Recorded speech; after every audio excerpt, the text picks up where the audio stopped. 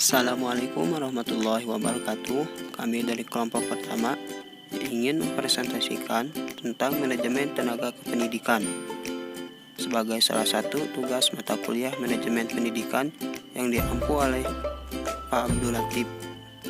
Baik, langsung saja ke materi pertama. Manajemen tenaga kependidikan didefinisikan sebagai kegiatan menggerakkan orang lain untuk mencapai tujuan pendidikan. Tenaga kependidikan adalah anggota masyarakat yang mengabdikan diri dan diangkat untuk menunjang pelaksanaan pendidikan. Sedangkan pendidik adalah tenaga kependidikan yang berkualifikasi sebagai guru, dosen, tutor, instruktur, fasilitator, dan sebutan lain yang sesuai dengan kekhususannya, serta berpartisipasi dalam menyelenggarakan pendidikan. Adapun guru adalah pendidik profesional dengan tugas utama mendidik, mengajar, membimbing, mengarahkan, melatih, menilai, dan mengevaluasi peserta didik pada pendidikan anak usia dini, jalur pendidikan formal, pendidikan dasar, dan pendidikan menengah. Jenis-jenis tenaga kependidikan. Yang pertama ada tenaga pendidik. Tenaga pendidik terdiri atas pengajar, pembimbing, penguji, dan pelatih. Yang kedua ada tenaga fungsional kependidikan. Tenaga fungsional kependidikan terdiri atas penilik, pengawas, peneliti, dan pengembang di bidang pendidikan dan pustakawan. Yang ketiga, ada tenaga teknis kependidikan. Tenaga teknis kependidikan terdiri atas laboran dan teknisi sumber belajar. Yang keempat, ada tenaga pengelola satuan pendidikan. Tenaga pengelola satuan pendidikan terdiri atas kepala sekolah, direktur, ketua, rektor, dan pemimpin satuan pendidikan luar sekolah. Yang terakhir ada tenaga administratif. Tenaga administratif terdiri atas staf tata usaha. Selanjutnya ada pengadaan tenaga kependidikan. Pengadaan pegawai merupakan kegiatan untuk memenuhi kebutuhan pegawai pada suatu lembaga, baik jumlah maupun kualitasnya.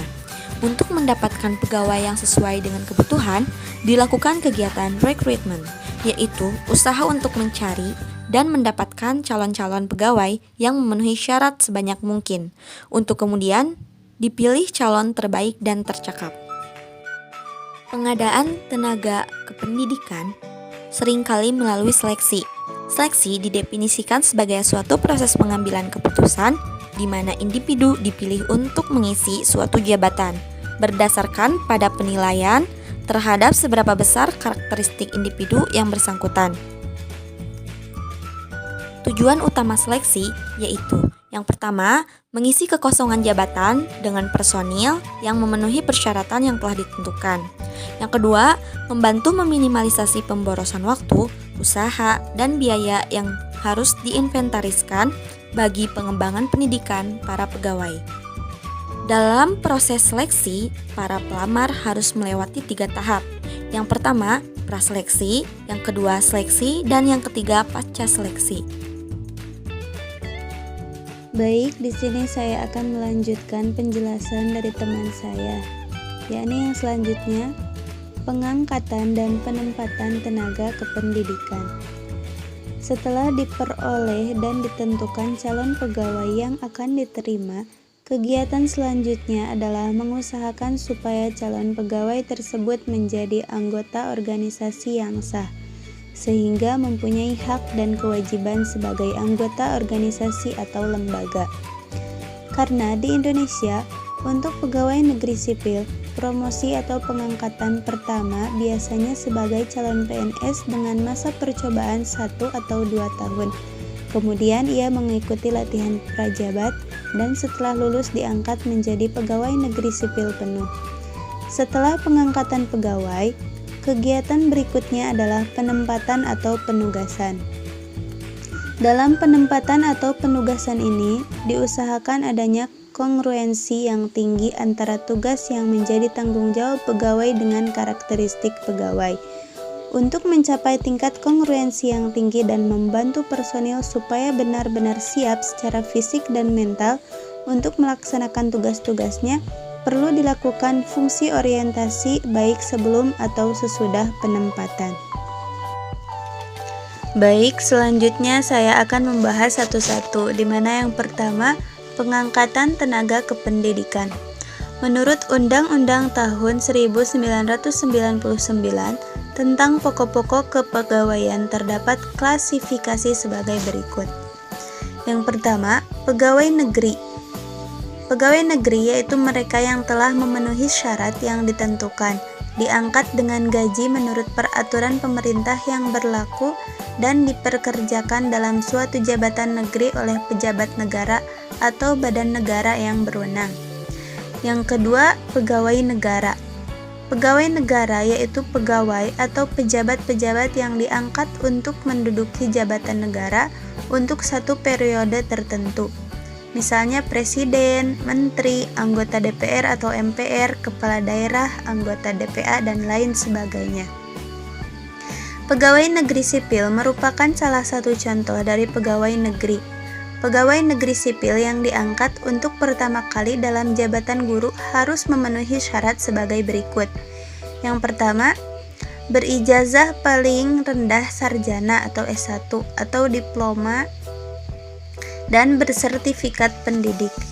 Yang kedua, pangkat paling rendah penata muda atau golongan ruang 3A. Yang ketiga, memiliki kinerja yang baik yang dinilai dalam masa program induksi.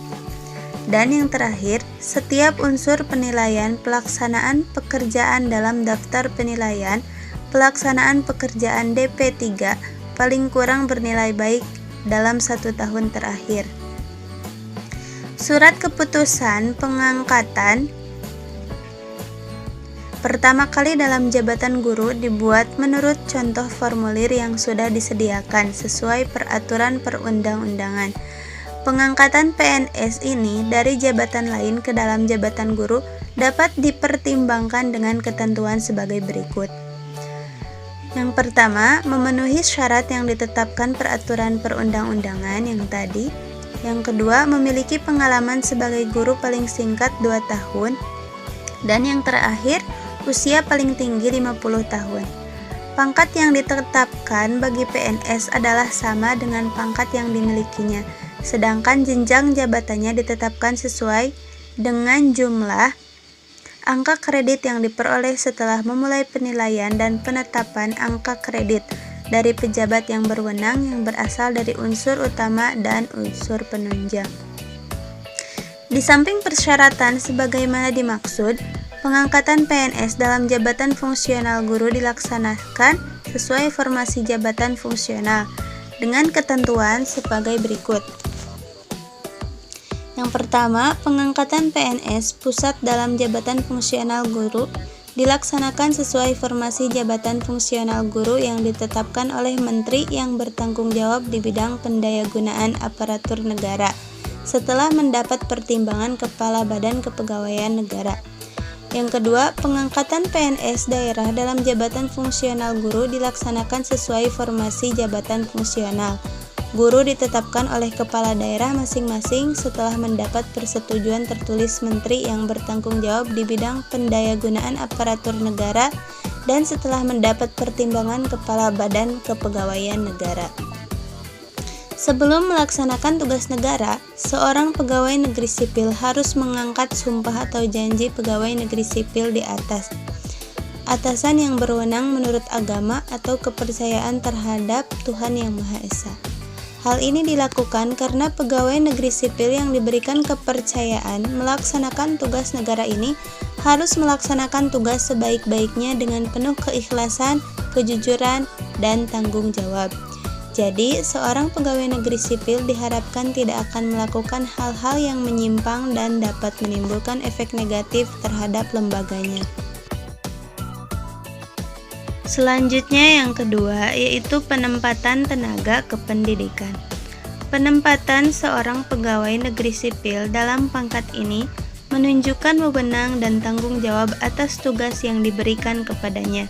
Pegawai diserahi tugas dan digaji berdasarkan peraturan perundang-undangan yang berlaku dan diangkat dalam jabatan dan pangkat tertentu. Prinsip dasar penempatan dan penugasan pegawai adalah kesesuaian tugas dengan kemampuan yang dimiliki pegawai tersebut, yaitu the right man on the right place, di mana harus memperhatikan bidang keahlian yang dimiliki oleh tenaga kependidikan. Perwujudan penempatan yang tepat pada jabatan yang tepat akan membawa hasil yang lebih baik bagi lembaga. Menurut PP nomor 100 tahun 2000 tentang pengangkatan pegawai negeri sipil, sebagaimana telah diubah dengan PP nomor 13 tahun 2002, bahwa pengangkatan dan penempatan harus memiliki kualifikasi dan tingkat pendidikan yang ditentukan di mana akan mendukung pelaksanaan tugas dalam jabatannya secara profesional, khususnya dalam upaya penerapan kerangka teori, analisis maupun metodologi pelaksanaan tugas dalam jabatannya. Selain yang disebutkan di atas, pegawai negeri sipil juga harus memiliki kompetensi jabatan yang diperlukan. Kompetensi yang dimaksud yaitu kemampuan dan karakteristik yang dimiliki seorang berupa pengetahuan, keterampilan, dan sikap perilaku yang sesuai dengan pelaksanaan tugas dalam jabatannya. Selanjutnya saya akan membahas poin keempat, yaitu pembinaan dan pengembangan tenaga kependidikan.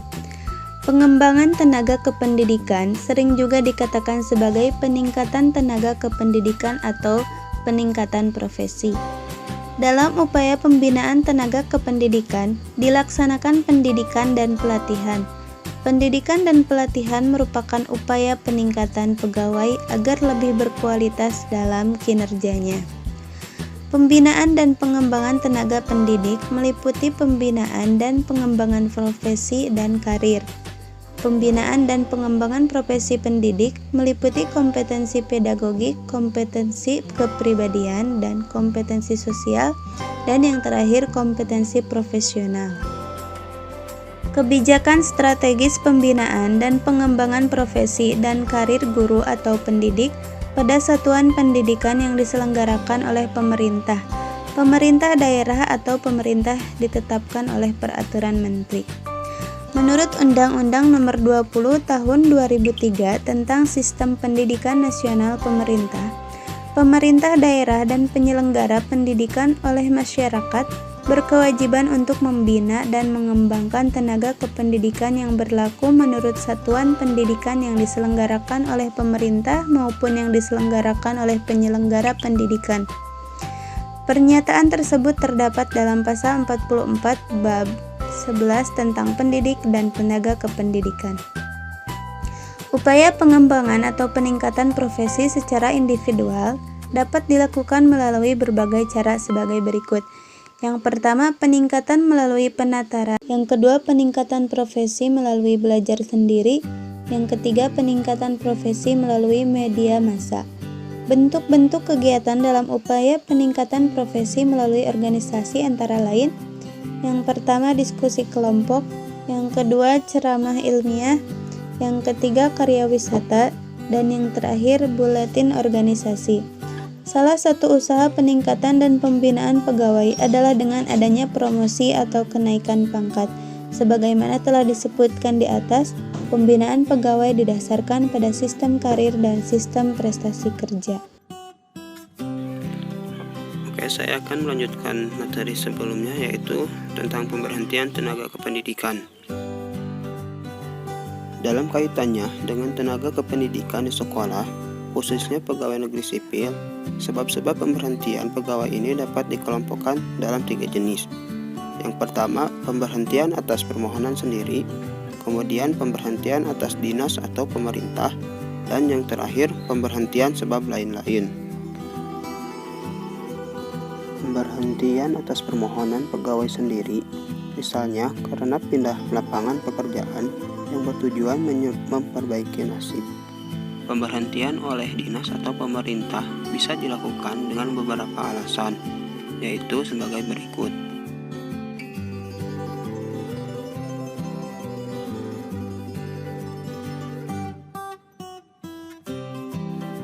Pemberhentian atau pensiunan pegawai negeri sipil diatur dalam Peraturan Pemerintah Nomor 32 Tahun 1979.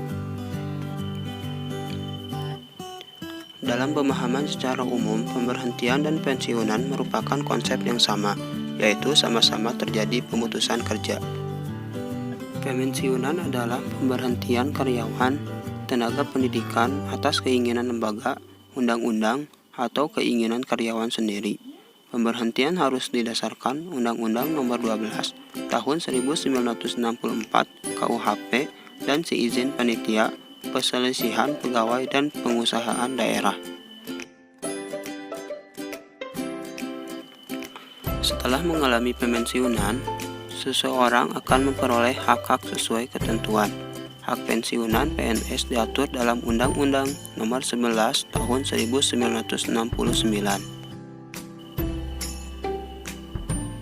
Pensiunan maksudnya adalah berhentinya seseorang yang telah selesai menjalankan tugasnya sebagai pegawai negeri sipil karena telah mencapai batas yang telah ditentukan atau karena menjalankan hak atas pensiunannya.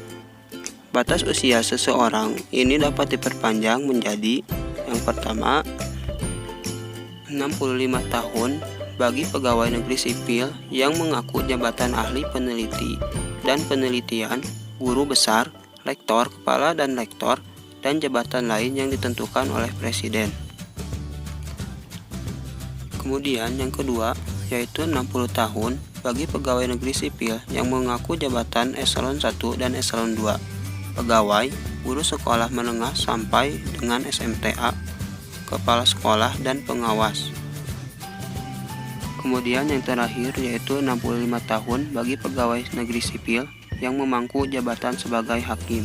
Mungkin itu saja yang bisa kami sampaikan. Terima kasih.